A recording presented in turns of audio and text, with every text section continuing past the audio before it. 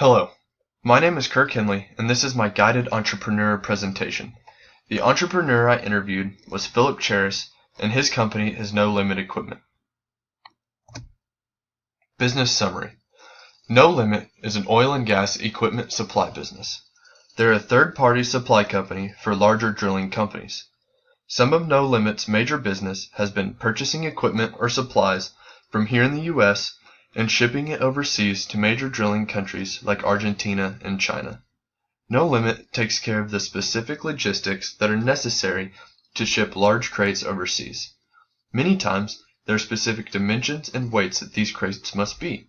No Limit takes care of these logistics for the purchaser. In return, they receive a portion of the purchase price from the purchaser. They also do equipment builds and part sales here in the U.S.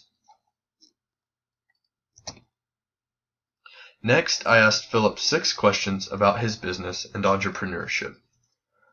How old were you when you started No Limit? Philip was 36 years old when he started his business. How did you decide what industry to pursue? He chose the oil and gas industry because it is where he had experience and knowledge. Philip worked in this industry for 16 years before deciding it was time to try and make it on his own.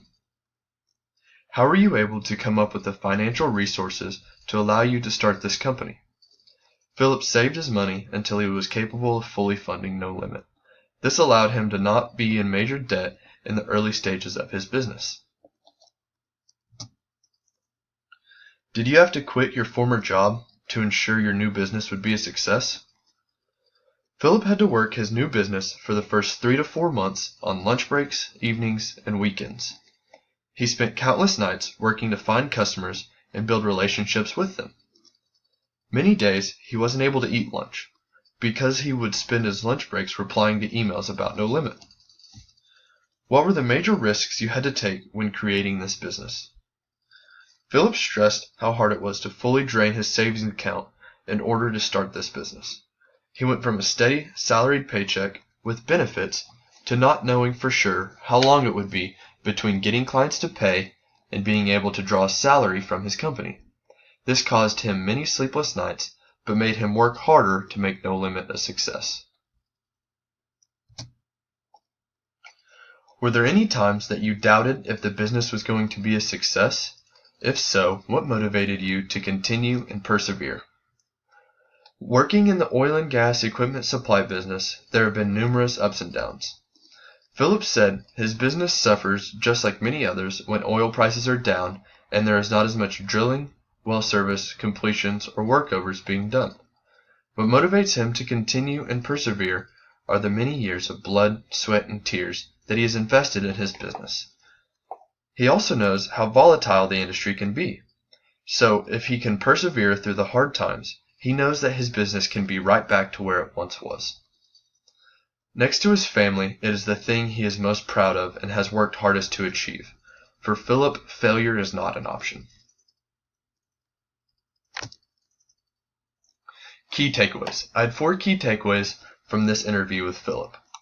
Philip, like most entrepreneurs, seems to be very passionate about what he does. He chose an industry that he had knowledge and experience in. I believe this knowledge and passion for what you are doing is a key factor for an entrepreneur to be successful. He risked everything he had to make this business a success. Philip started his business from his savings. He risked it all, but I feel like it has been worth it for him in the long run. By using his savings, he eliminated a partner to have to share his earnings with. This helped him break even much faster and even allowed him to start drawing a salary sooner than he had hoped. Save as much as possible. Financing the startup yourself relieves you of some of the stress that comes with large amounts of debt. Philip didn't start his company in a tremendous amount of debt, and it enabled him to put more of his earnings back into the company. This helped his business grow as quickly as it did. Entrepreneurship is a major risk. Being able to assess risk is a great skill for an entrepreneur to have. A successful entrepreneur knows when to jump and when to cut their losses.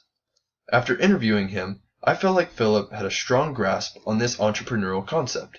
He knew when he needed to take certain risks that could potentially make or break his business.